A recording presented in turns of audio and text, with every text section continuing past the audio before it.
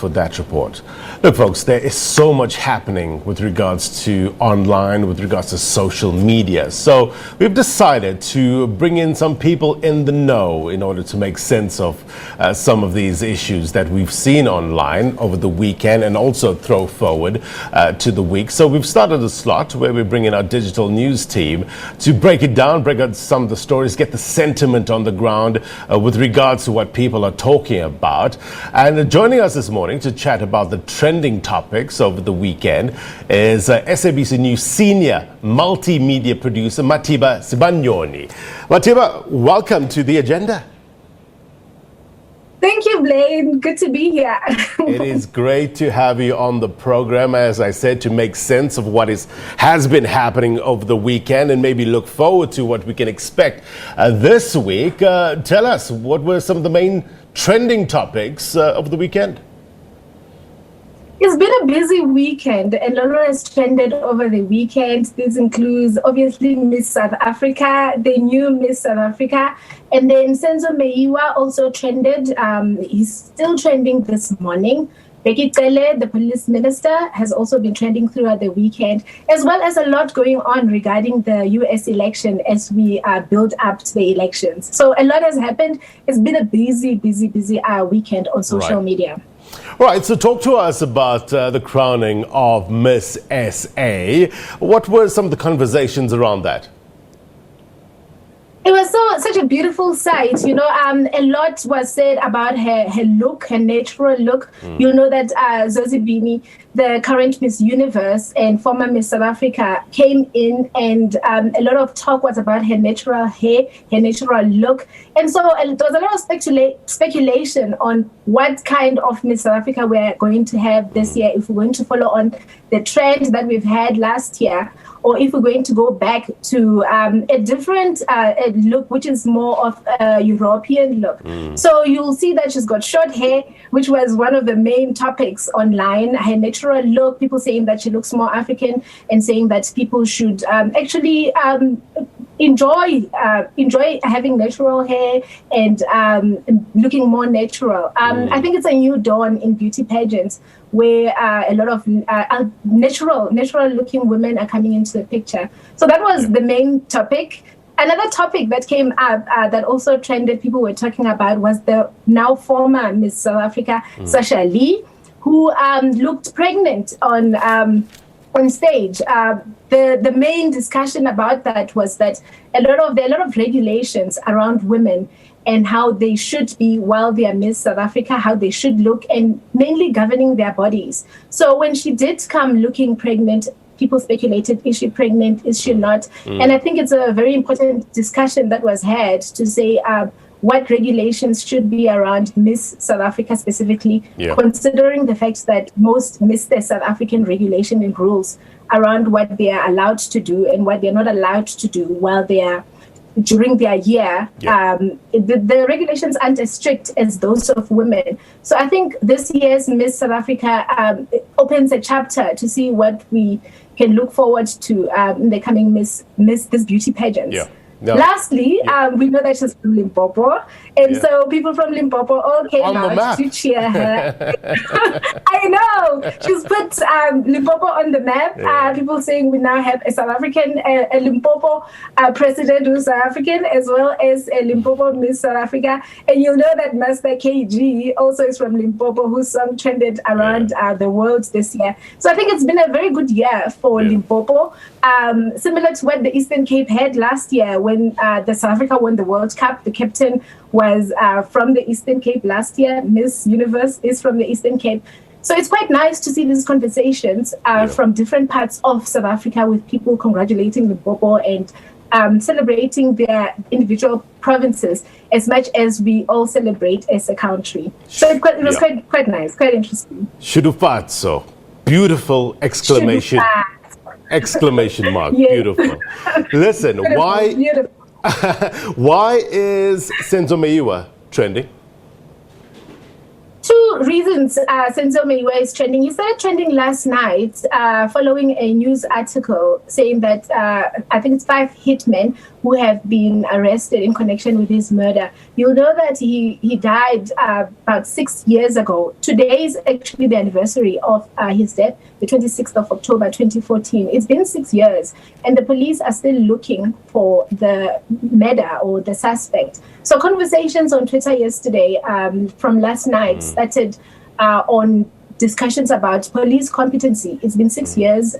Had the police done anything? As well as a lot of people doing their own investigation or speculating on, if you are arresting so many people, how can so many people kill one person and run off? So I think a lot of Twitter investigations happening there, which is expected. Yeah.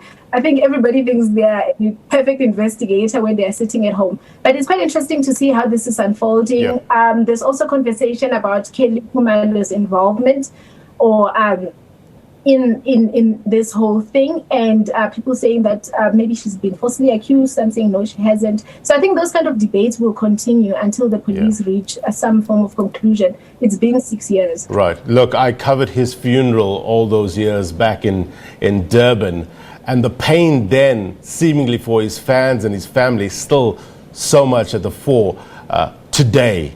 As this is still being worked on in terms of finding his killers. So we'll no doubt keep a close eye on that. Becky Cele, why is he trending? So Becky Cele has been trending since, you could say, Saturday evening, Sunday morning on social media. By the way, on the Senzu Maywa, he was also trending for more or less similar reasons. So he's trending because on Saturday evening, Sunday morning, they raided a club in Sandton where he also spoke about, during the raid, he spoke about clubs not allowed to be open until this hour, especially now during the COVID-19 pandemic with the regulations that are in place regarding nightclubs or people going out and gatherings. So people came out to complain that Becky Cele is generally online talking about alcohol-related crimes as opposed to gender-based violence, which has been a pandemic on its own, as you know, in South Africa. So there's almost a cry on social media about a need for him to be as vocal regarding gender-based violence as he is on alcohol-related content or alcohol-related matters. Right. It was quite interesting. So on the Senzo as well, people were saying, well, he's very vocal on alcohol, but not as much on the Senzo Maywa case either. Right. So it's more or less, it puts the spotlight on police and the police in South Africa and what they are doing regarding crimes that a lot of people on social media are complaining about. And just a disclaimer, on social media, not everybody in South Africa is on social media. So this is the general sentiment of people who are active on social media in South Africa. Are you sure about that? Not everyone's on social media? Not everybody. We're quite advanced, but unfortunately in South Africa, a lot of people still listen to radio. It's another social media platform. So not everybody's on social media. Let's look at international news, Matiba. The U.S. elections, we're about 8 days away from the election day. A lot of people, millions of people have voted already so far. We've seen Donald Trump hitting the campaign trail, Joe Biden hitting the campaign trail. We're getting reports of the VP, Mike Pence now, and few people around him that have tested positive for COVID-19. But still, we have reports that he's still on the campaign trail, trying to garner as much votes as they can. We saw a former president who was very, very popular, Barack Obama, stumping for Joe Biden. What's happening in the U.S. elections? What's social media talking about? So social media and the internet have played a significant role in U.S. elections. This includes the previous elections as well. When Obama was president, a lot of people spoke about how he used social media to connect to the youth.